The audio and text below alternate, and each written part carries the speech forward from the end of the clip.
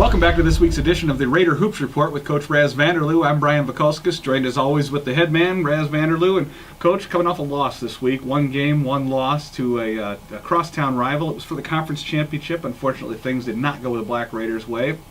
This is the second meeting between your team and North High School this year, and it's kind of weird. Both teams protect the home court so well, and yet both of you have defeated each other at the home court. Is there any home court advantage to this series this year? Well, if you figure it out, let me know. I do know that. But, you know, we gave it all we got. It didn't work out our way Friday night. But if things work out in the tournament series, I hope we can get them again. We'll see what happens. Well, we saw a lot of production out of your players. We saw the normal fellas step up. Wyatt Mounts, Chase Kern, Ikenna Akwarabizia. All of them were big. We also saw some good play from Carter Lilly and really a lot of players on your team. You kind of spread the wealth a little bit. In the end, it just wasn't enough. Exactly. I mean, if you look at the total game, I believe it was tied at 55 in the fourth quarter, and then we kind of forgot to score, you know. But it was a great game. In the third quarter, we had a 6-7 point lead. We were down 3 1/2, came back, and like I said, we were up 6 or 7 in the third, and then North fought back, tied it up, and going into the fourth quarter, we're down 1, tied with 6 minutes to go, whatever it was, and just in the they had a good spurt, actually a very good spurt, 13-0 run there in the fourth that kind of the tidal wave hit us, and we couldn't get it stopped. Is there a point in that game like that where, I know as a coach you're calling timeouts, you're drawing up things and things like that, but in the back of your mind, having seen basketball for your entire life now for the last 30 years, you get to a point in the game where you say, okay, realistically, we're not going to win this one, we just got to make it respectable. Is there a point in the games where you hit that? There is. We didn't hit it Friday night, and those that stayed to the end, we had a chance. There was kind of a late game technical on North. We had some free throws which we hit. We had a chance to take the ball out and cut it down to, I think, to 4. And then with right around 2 minutes to go, I know we had the ball down 6. You know, you think if you hit a 3, we're down 1 basket, call timeout. If it's a 1 possession game, so you're always thinking things like that. Like I said, in the end, it didn't work out. But this was a game. There was always was there a ton of hope? You know, there definitely was hope. It got slimmer as the clock obviously got lower, but right down to the end, we thought with a lot of luck maybe something could happen. What was the mood in the locker room like after the game? Upset, angry, sad, all of the above? All of the above. Obviously disappointed. We thought we had a real good chance of defeating North. We had beaten them earlier in the year at North. So, I mean, obviously we had a chance. We played, for 3/4, maybe 80% of the game. We played very good. We did a lot of good things. Just that little spurt in the fourth, and I think we got a little tired. We got a little frustrated. Maybe a few guys that the shots weren't falling that normally fall. So he said it wasn't a game where they just came out and blew us out of the gym, and we said, hey, we got beat, but we're hoping things work out. We got Spencer this week, then the tournament starts. We hope things work out in the tournament. So we can have a shot of them, and I think we're ready to go. 3 of 12 from the free throw line. I know that's a dagger, and you just can't win many games doing that. But is there something to the fact that some nights you're just off shooting free throws? Because it seemed like everybody was off. Chase made a couple of them, and somebody else made one. But other than that, nobody could seem to make a free throw. Is it more mental than physical? I think free throws are 90% mental. I mean, you shoot so many of them growing up. We shoot so many of them at practice. We practiced Friday morning, and I'm not sure we missed a shot all practice. I mean, free throw, jump shot, three-pointer. We had to have shot 95% Friday morning. So to say our guys can't shoot or they're having trouble shooting that's not true. It's just that some nights, if the ball's just off a half an inch either way, it rattles in and out, and that happened, quite a bit. And like I said, for the whole year, we've been shooting the ball very well. So are we concerned about it? I mean, yeah, we kind of wonder what happened, but we're not overly concerned because we're going to think they're going to go in. And then we see the dunks by Ike, and it seems like every game he has a monstrous dunk, and then once in a while he misses them, and it kind of cheers up the other side, and then it gets them all going. But when you got a player that can dunk like that, you got to encourage that, because that's just it gets the gym into it, gets the team into it, and everybody seems to enjoy it. You're exactly right. I mean, dunks are kind of a twofold deal. I would rather hit a 3 than to have a dunk, because I'm not real good in math, but you get 3 points for that and 2 for a dunk. But dunks they rally the crowd. I mean, I think they rally the team. I mean, when a dunk happens, when it's when it's your team, I mean, you're fired up. The team's fired up. The crowd's fired up. I mean, it's a momentum builder. If you're on the opposing team and you get dunked on, it's just kind of like, oh God, you got dunked on. It's kind of a downer. Then when you miss a dunk, for the opposing team, it's their rally cry, momentum. They're fired up. So it works both ways. He is a very good dunker. I mean, that's something he's very good at. So we don't discourage it. We've told him 1,000 times, if you're close to that hoop, put it in. And then there was a point in the third quarter where you went on about an 8-0 run and you called timeout. And sometimes you see people call timeout after they get an 8-0 run put on them. You chose to call it then. Is that a way to save the momentum? Well, we were dying. You look in their faces as they're going up and down the court, and we had just scored a basket, and we called a quick timeout. And I'm sure people are going, what are they? But as you're watching the game and watching your guys, we thought we just hit a shot. We don't need to. We couldn't continue that pace. It's like running the mile and you're 3/4 of the way through and the bear gets on your back. I think the bear had hit us, and we were going to try to give him just a little. We just gotten momentum. We'd gotten a lead. The crowd was fired up, and we were just going to let him sit down for 1 minute, get a drink. Then hopefully maybe push it ahead again. Does it work that way all the time? No, but a lot of times, like I said, you get a feel for your guys throughout the year, and just looking at certain guys we need to have in the game, they were tired. All right. Well, Coach, it was a loss, but we seem to find a few things to dissect from it. So we're going to take a quick break. When we come back, we're going to talk a little bit more with Coach Raz Vanderloo as we're moving forward on the Raider Hoops Report.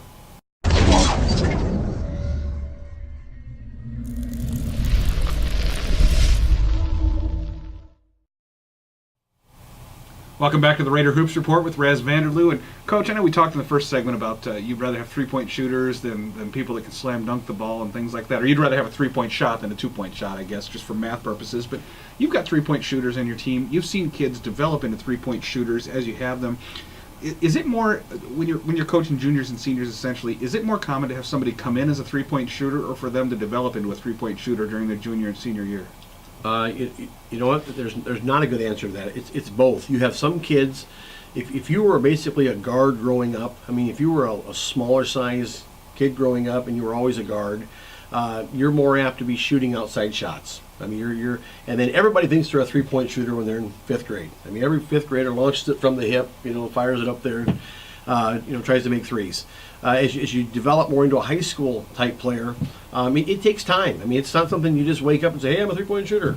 You got to work at it in repetitions and tons of repetitions of littler guys shooting threes. Now, a perfect example of somebody who's kind of become a 3-point shooter, he hasn't had a ton of chances to do it, but when he's done it, he's made them, is Chase Kern. I mean, he's been in the post for a year and a half. I mean, he's been low block in the post. Now we have another low block guy, so he's able to be a high post guy and even step out to the arc.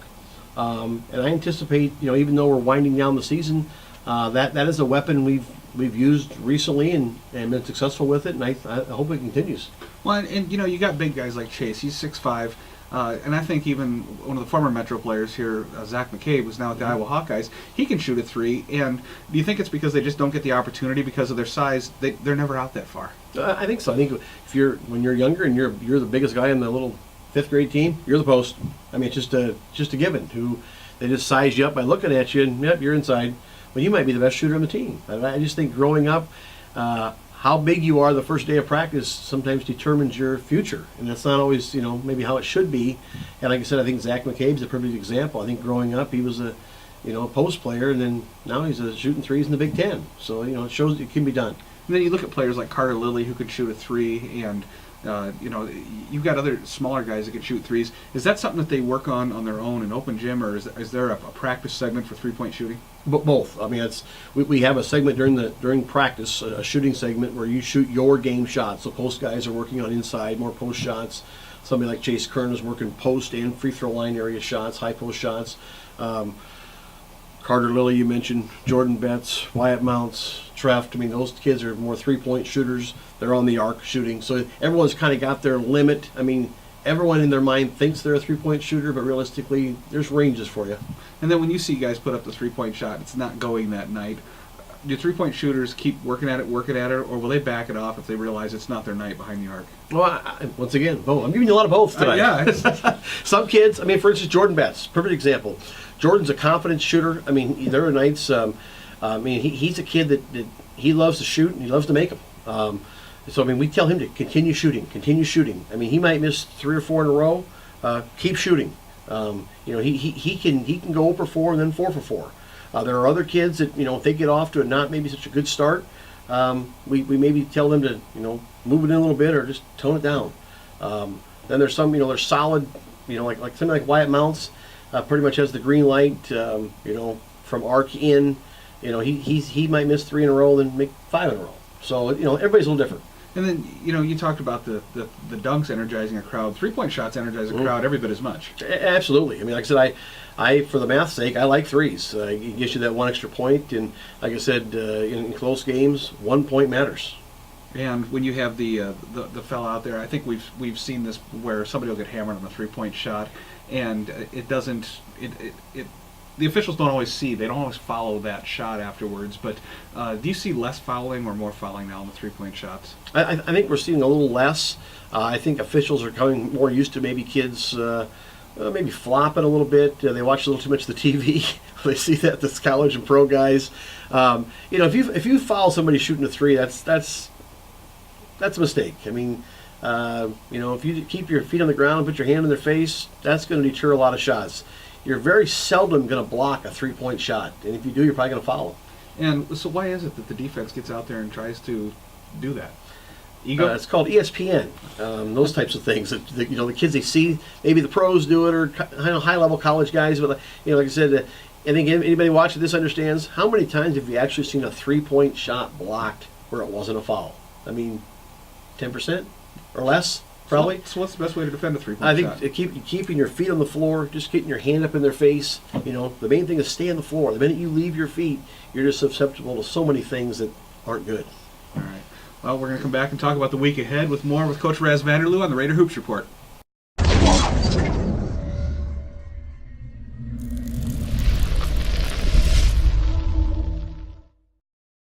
Welcome back to the Raider Hoops Report with Raz Vanderloo. And Coach, another 1-game week for you. It's winding down here. This is the swan song, senior night, all of that fun stuff. Oh, yeah.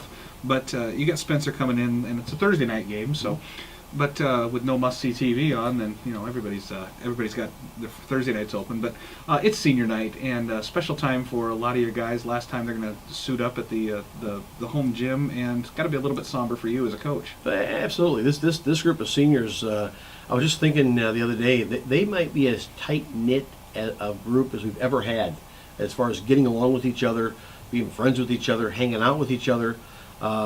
They've won a ton of games. I mean, this group of seniors is I don't know their exact winning percentage, but I know it's real high. And the things that they've done for our basketball program and the school itself, they're good kids, they're smart kids. I mean, they're good in other sports. So I mean, it's a group that we don't want to see move on. And then you coached so many kids over the years, and they always talked about Hayden Fry when he would say goodbye to a group of seniors. His players would tell me that when they'd come back, he could always call them by first name and remember them. What is it about being a coach? I guess you're more of a father figure to a lot of them than, in a way, that you remember these guys just like your own kids. Well, it's true. I think for today's society is so different maybe than 1972. I mean, to a lot of kids, you're the coach. Obviously, you're kind of a half parent to some of them. You're a half parent. You're a half psychologist to some of them. You're a half counselor to some of them. You're a half everything to some of them. And you're kind of the go-between between a lot of things with these kids, especially the age and like I said, the world we live in. There's so much going on, good and bad.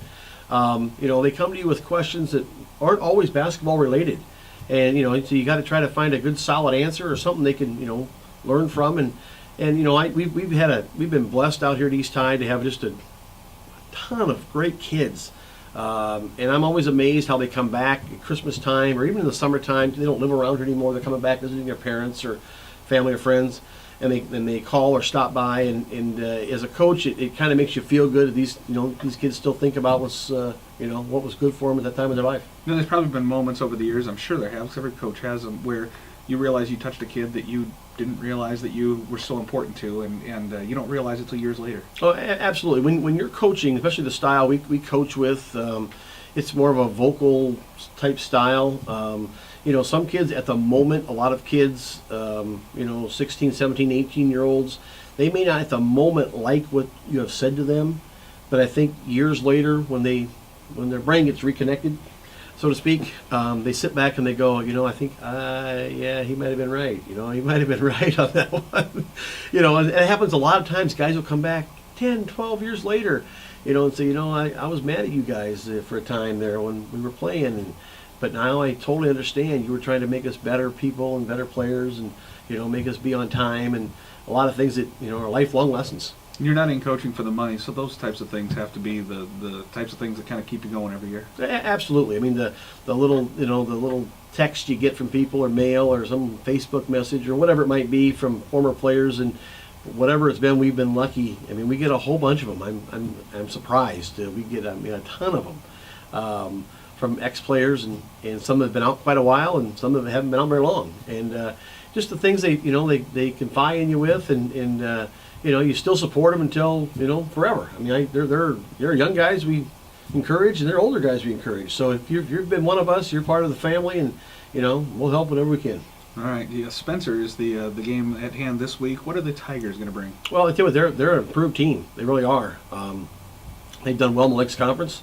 You know, their losses are to, you know, Hull Western Christian, which is a very good team. Lamar's, which obviously we've played, and they're a very good team. Keelan. So they're going to come down here with a good record, and they got 3 kids that are, you know, I think they're quality players, and you know, it's not a game where you just show up and say, hey, here we are, we're going to blow you out. It's not one of those. So I mean, we gotta have things, we gotta have our heads on straight, and pay attention to detail, which we're going to work on this week, and you know, hopefully we play well enough at home that we can get them. You want to get that home winning streak started again, right? Yeah, now we're down to going to 1. All right. Good. Best of luck next week, Coach, heading into the playoffs the following week. But we'll be back next week with more of the Raider Hoops Report with Raz Vanderloo.